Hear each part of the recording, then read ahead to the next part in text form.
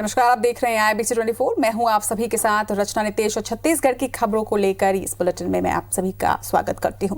प्रियंका गांधी से पुरुष पुलिसकर्मियों द्वारा दुर्व्यवहार मामले पर छत्तीसगढ़ की महिला कांग्रेस सांसदों ने राष्ट्रीय महिला आयोग को एक पत्र लिखा है। राज्यसभा सांसद छाया वर्मा, फूलोदेवी नेताम और लोकसभा सांसद ज्योत्सना महंत ने कहा कि उत्तर प्रदेश पुलिस के ऊपर जल्द से जल्द कार्रवाई की जाए। इन महिला सांसदों ने पत्र में लिखा है कि उत्तर प्रदेश पुलिस ने इस दुर्व्यवहार से पूरे देश में महिलाओं में जबरदस्त आक्रोश है। सांसदों ने कहा कि महिलाओं की सुरक्षा और सम्मान को लेकर उत्तर प्रदेश सरकार चिंतित नहीं है। वहीं महिला सांसदों ने महिला आयोग से मामला दर्ज कर कठोर कार्रवाई की मांग की है। वहीं बीजेपी का कहना है कि कांग्रेस नेता गांधी परिवार की भक्ति में डूबे हुए हैं।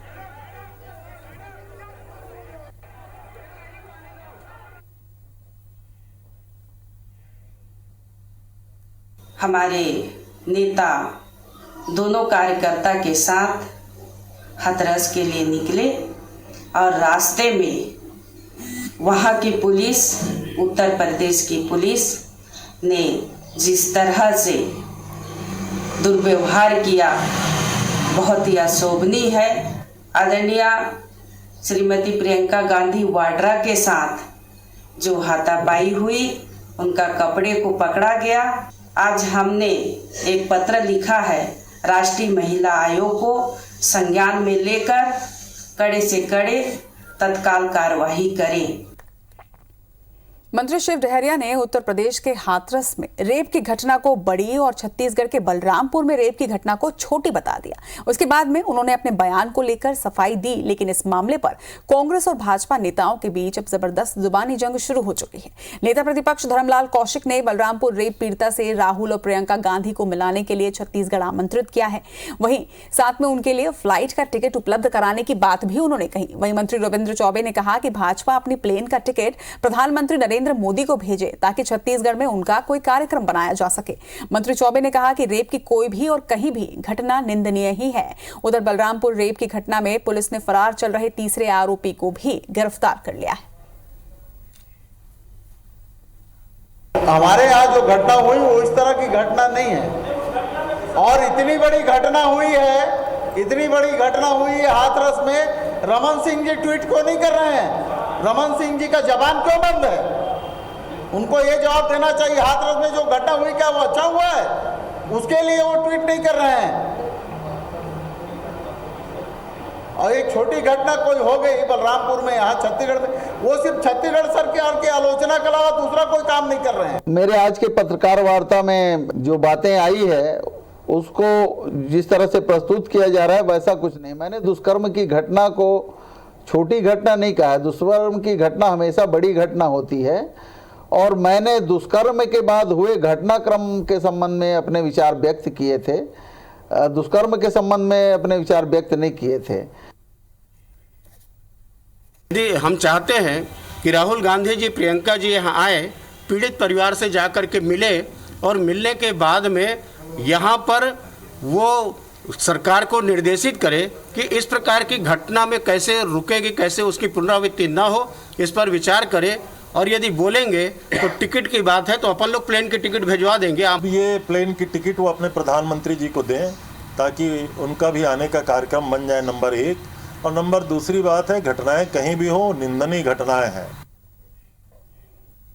रेप को लेकर छत्तीसगढ़ के मंत्री शिव डहरिया के विवादित बयान पर भाजपा ने रायपुर में प्रदर्शन किया। जिले के भाजपा अध्यक्ष श्रीचंद सुंदरानी के नेतृत्व में सैकड़ों कार्यकर्ताओं ने मरीन ड्राइव से मंत्री डहरिया के सरकारी बंगले तक जाने के लिए पैदल मार्च निकाला, लेकिन पुलिस ने भाजपा कार्यकर्ताओं को बंगले से दूर बैरिकेड्स पर ही रोक लिया। इससे पहले मंत्री के इस्तीफे की मांग को लेकर सड़क पर बैठे श्रीचंद सुंदरानी ने कहा कि मंत्री डहरिया का बयान अशोभनीय और निंदनीय है। उन्होंने कहा कि कांग्रेस हमेशा रेप के मुद्दे पर दोहरा रवैया अपनाती है। भाजपा कार्यकर्ताओं ने मंत्री डहरिया के मानसिक स्वास्थ्य लाभ की कामना के लिए पुलिस को गेट वेल सून कार्ड भी सौंपे। मंत्री जी को भेंट करने जाने वाले थे।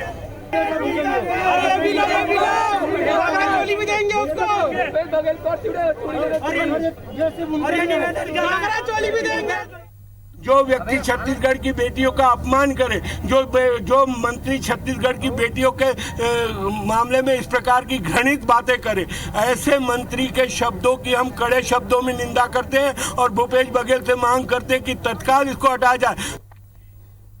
मरवाही उपचुनाव को लेकर कांग्रेस चुनाव समिति की बैठक इसी हफ्ते होने वाली है। बैठक में प्रदेश कांग्रेस प्रभारी पीएल पुनिया, मुख्यमंत्री भूपेश बघेल, कांग्रेस अध्यक्ष मोहन मरकाम समेत समिति के सभी सदस्य शामिल होंगे।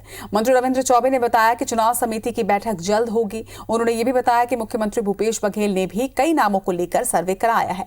इन सभी नामों पर विस्तार से चर्चा की जाएगी। वहीं मंत्री रविंद्र चौबे ने बताया कि मरवाही कांग्रेस की परंपरागत सीट रही है, इसलिए वहां कांग्रेस की जीत तय है। उन्होंने बताया कि प्रदेश कांग्रेस अध्यक्ष और मरवाही चुनाव के प्रभारी लगातार दौरा कर रहे हैं और बूथ में कार्यकर्ताओं से मिल रहे हैं।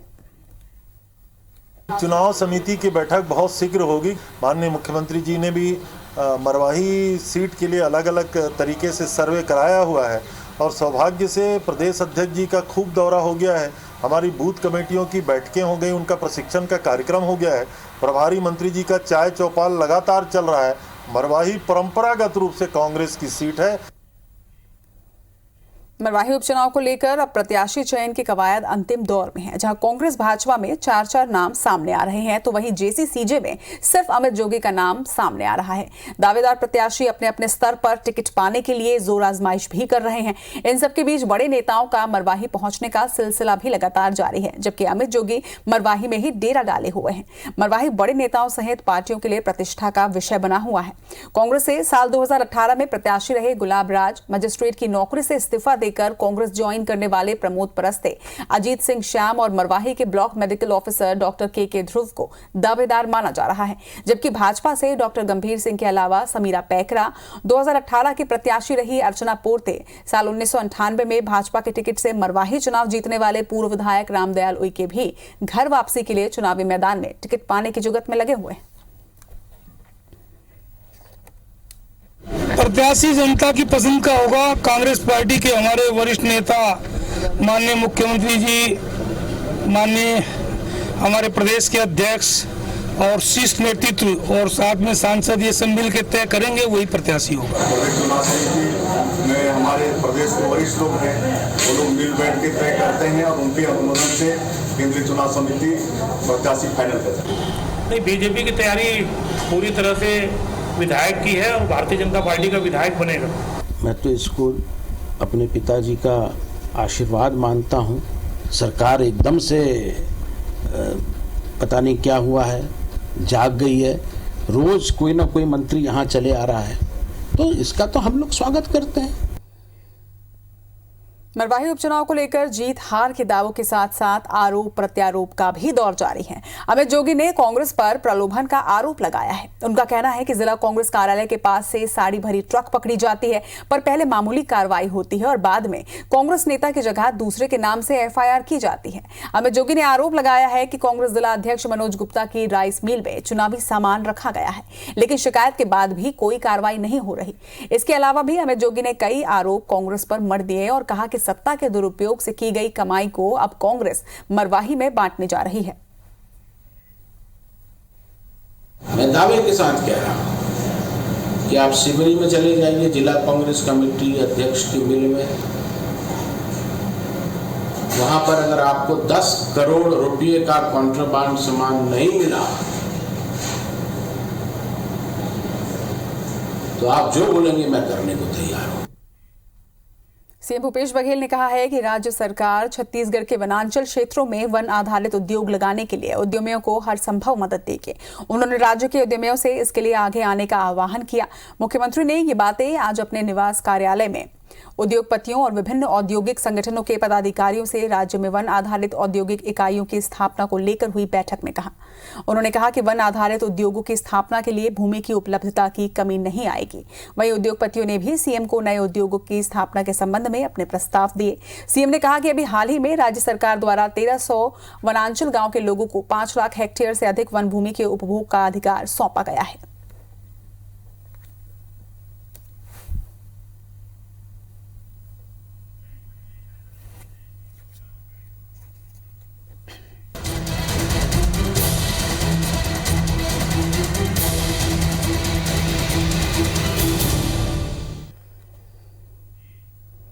IBC 24 ने लगातार 2 दिन लाखीनगर में ईदगाह भाटा खेल मैदान के अंदर चल रहे नशा कारोबार का खुलासा किया।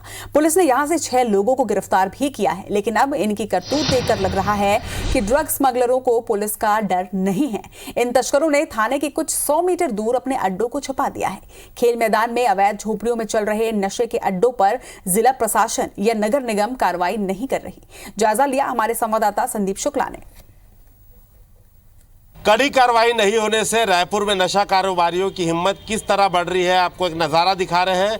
हम फिर से आए हैं लाखे नगर हिंद स्पोर्ट्स ग्राउंड ईदगाह भाटा मैदान में, जिस झोपड़ी से हमने खुलासा किया था अंदर का स्टिंग ऑपरेशन भी कि नशा कारोबार और अन्य जो आपराधिक गतिविधि हो रही है। आप देखिए वहाँ पर एक नई तालपत्री लगा दी गई है और शायद पीछे से एंट्री इसकी खोल दी गई है, नया तालपत्री सामने डाल दिया गया है। हम बार बार बोल रहे हैं खेल मैदान है, आप देख रहे तमाम लोग यहाँ खेल रहे हैं, इसके बावजूद यहाँ अवैध बस्तियाँ बना दी गई है। दूसरी तरफ आपको और दिखा रहे हैं नीली तालपत्री आप देख रहे हैं, और ऐसे तमाम जो है कई झोपड़ी यहाँ पर अवैध बन चुकी है जहाँ पर गलत काम होता है। सारी चीज़ें हमने रिकॉर्ड करी है, इसलिए हम बार बार बोल रहे हैं कि नगर निगम और जिला प्रशासन चाहे तो मिलकर अगर इन अवैध बस्तियों को हटा सकता है जिस पे कोई रहता नहीं है। इसके पीछे अलग बस्ती है, ये सारी है जो बस्तियां हैं वो गलत काम करने के लिए झोपड़ियां बनाई गई हैं। तो अगर इन्हें हटा दिया जाए तो शहर का बहुत बड़ा कचरा नशे का कारोबार यहाँ से हट सकता है। देखते हैं कि अधिकारी इस पर कोई संज्ञान लेते हैं या बदस्तूर ये नशे का कारोबार चलता रहेगा। कैमरामैन अनुरूप साहू के साथ संदीप शुक्ला, IBC 24 रायपुर। रायपुर के मंदिर हसौद में पकड़े गए 1 करोड़ के गांजा और अफीम के फूल ने पुलिस के दावों की पोल खोल दी है। पुलिस के नाक के नीचे ट्राला से कई जिलों को पार करके करोड़ों रुपए का गांजा रायपुर पहुंच जाता है, मगर पुलिस को भनक तक नहीं लगती। डायरेक्टर ऑफ इंटेलिजेंस की टीम छापामार कार्रवाई कर आरोपियों को गिरफ्तार कर अपने साथ ले जाती है। इतना बड़ा इंटेलिजेंस फेलियर होने के बाद अब मामले ने राजनीतिक तुल पकड़ लिया है। भाजपा ने आरोप लगाया है कि शासन ने पुलिस को दूसरे कार्यों में लगा दिया है और संरक्षण में रायपुर में नशे का व्यापार हो रहा है। वहीं कांग्रेस ने भाजपा पर पलटवार किया है। युवा कांग्रेस के सुबोध हरिद्वाल ने कहा कि भाजपा ने 15 साल के कार्यकाल में नशा कारोबारियों को अपना पांव पसारने का मौका दिया। सुबोध ने पुलिस से जल्द कोकीन बेचने और खरीदने वालों को गिरफ्तार करने की मांग की है। पुलिस का इंटेलिजेंस शून्य है और पुलिस प्रशासन जो अपनी असली जो उनकी ड्यूटी है उसको छोड़कर दूसरे कामों पे व्यस्त है, और मुझे लगता है कि कहीं न कहीं शासन का संरक्षण भी है। भारतीय जनता पार्टी के शासन में इन्हें इतना खुला तंत्र दिया गया नशे के माहौल को, नशे के व्यापार को, कारोबार को, कि क्या गोवा और विदेशों में होता होगा जो छत्तीसगढ़ में होने लगा था। और पिछले 1 साल में हमारी सरकार ने माननीय भूपेश बघेल जी के निर्देश में चाहे जुआ सट्टा हो, चाहे नशे के सौदागरों हो, उन सबको रोकने का प्रयास किया है लगातार।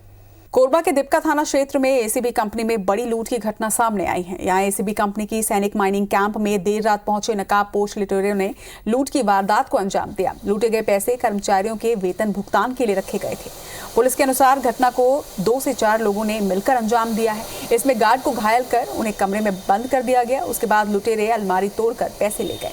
फिलहाल जांच के बाद ही वास्तविक रकम का पता चलेगा। हालांकि पुलिस सूत्रों की माने तो लूट की रकम 25 से 30 लाख की हो सकती है। इस लूट की वारदात के बाद जिले में सनसनी फैल गई है। वहीं पुलिस के अधिकारियों की टीम मामले की तहकीकात में जुट गई है।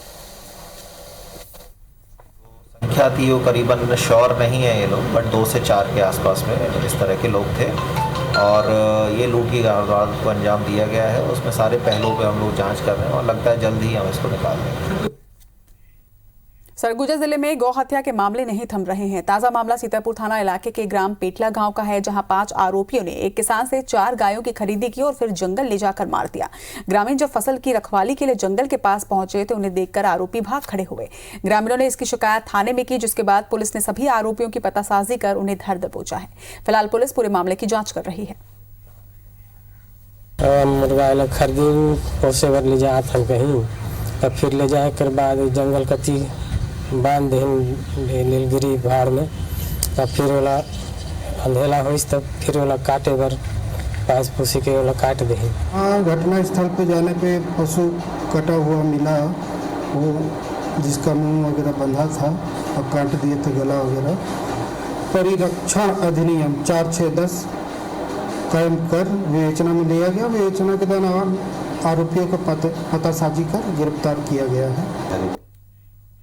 बस्तर के गोमलवाड़ा में युवक की हत्या के पीछे नक्सलियों के हाथ का शक पुलिस ने जताया है। इलाके में विकास कार्य के लिए वो अधिकारियों के संपर्क में रहता था और इसलिए हो सकता है कि नक्सलियों ने उसकी हत्या कर दी हो। पुलिस पूरे मामले की जांच कर रही है। वहीं पुलिस के मुताबिक मौके पर किसी भी तरह का बैनर, पोस्टर या पर्चा नहीं मिला है, जबकि नक्सली किसी मुखबिर की हत्या करने के बाद मौके पर हत्या की वजह बताने के लिए बैनर, पोस्टर या पर्चे फेंकते रहे हैं। ऐसे में आशंका गहरा रही है कि हत्या का कारण कोई और भी हो सकता है। फिलहाल पुलिस का कहना है कि वो अलग अलग एंगल पर पूरे मामले की जांच कर रही है। वहीं जगदलपुर से करीब 40 किलोमीटर दूर बीती रात नक्सलियों ने बुधरा नामक युवक की हत्या कर दी थी। इंटेलिजेंस के मुताबिक मारपी जोगा नामक स्थानीय नक्सली ने युवक की हत्या की है।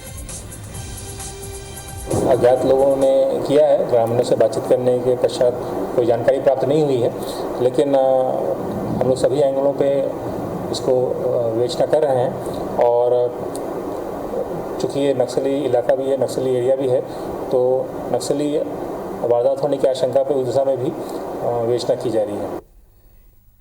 5 लाख के इनामी नक्सली केरलापाल एरिया कमेटी सदस्य मरकम रमेश की मौत हो गई है। रमेश पर 5 लाख रुपए का इनाम घोषित था। सर्दी खांसी के चलते इसकी मौत की बात पुलिस कह रही है। वहीं पुलिस आशंका भी जता रही है कि मौत का कारण कोरोना भी हो सकता है। दंतेवाड़ा एसपी अभिषेक पल्लव ने इस घटना की पुष्टि की है। वहीं दंतेवाड़ा और सुकमा के सरहदी इलाके में इसकी मौत के बाद पुलिस कह रही है बस्तर में कोरोना का संक्रमण तेजी से फैल रहा है। ऐसे में यदि नक्सली रमेश की मौत कोरोना से हुई होगी तो और भी नक्सली कोरोना की चपेट में आ सकते हैं। इधर रमेश की मौत के बाद कोरोना को लेकर नक्सली खेमे में खलबली मची हुई है। अंबिकापुर का मेडिकल कॉलेज अस्पताल में एक बार फिर डॉक्टर और नर्सों पर लापरवाही का आरोप लगा है। डिलीवरी के लिए आई महिला को मेडिकल कॉलेज अंबिकापुर में भर्ती करवाया गया। बच्चा कमजोर पैदा होने से बच्चे को वेंटिलेटर में रखा गया, जहां एक साथ कई बच्चों का इलाज किया जा रहा था। आरोप है कि किसी और बच्चे को ब्लड की जरूरत थी, लेकिन उसकी जगह पर इस महिला के बच्चे को ब्लड चढ़ा दिया गया। परिजन जब बच्चे को देखने के लिए पहुंचे तो पता चला कि ब्लड चढ़ाया जा रहा है, जिसके बाद परिजनों ने अस्पताल परिसर में हंगामा किया। हंगामा देखकर नर्स ने उस बच्चे को ब्लड चढ़ाना रोक दिया और बच्चे को आईसीयू में भर्ती कर दिया। अस्पताल प्रबंधन ऐसी किसी भी घटना से इनकार कर रहा है। मेरे बच्चे का ब्लड ग्रुप बी नेगेटिव है और ये कोई कुमारो नाम की है, उनके बच्चे का ब्लड ग्रुप ओ पॉजिटिव है। वो अपने बच्चे के लिए लाई थी, मगर सिस्टर मेरे बच्चे को चढ़ा दी वो ब्लड ग्रुप, जिसके कारण हम लोग डॉक्टर से कंप्लेंट किए हैं। तो डॉक्टर का कहना कि आप लड़के के पिताजी हैं, आप उसको ये लिख के हम लोग को दीजिए कि बच्चे को कुछ होता है तो हमारी कोई जवाबदारी नहीं, आपकी जवाबदारी होगी।